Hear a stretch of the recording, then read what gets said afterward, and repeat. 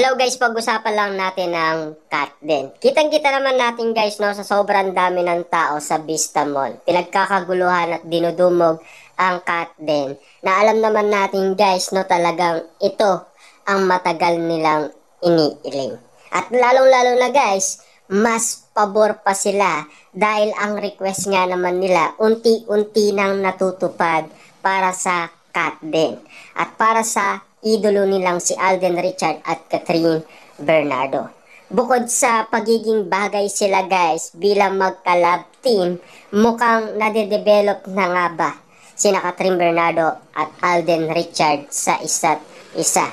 Mukhang pabor na rin kasi guys ang ama ni Alden Richard at ang ina ni Catherine Bernardo. At ayon pa guys sa media, mukhang namamanikan na daw ang ama ni Alden Richard kay Mami Min Bernardo. At kitang-kita pa kasi guys na meron pang awak kamay ang napansin ng media kina Mami Min Bernardo at ang ama ni Alden Richard.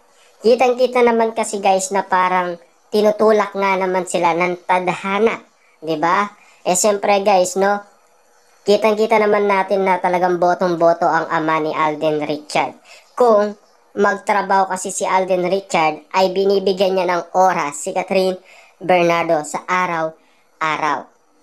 Kasi lagi daw itong nanliligaw kay Catherine Bernardo. Ayaw niya nang maulit-ulit ang mga nasayang noong siya ay nanliligaw.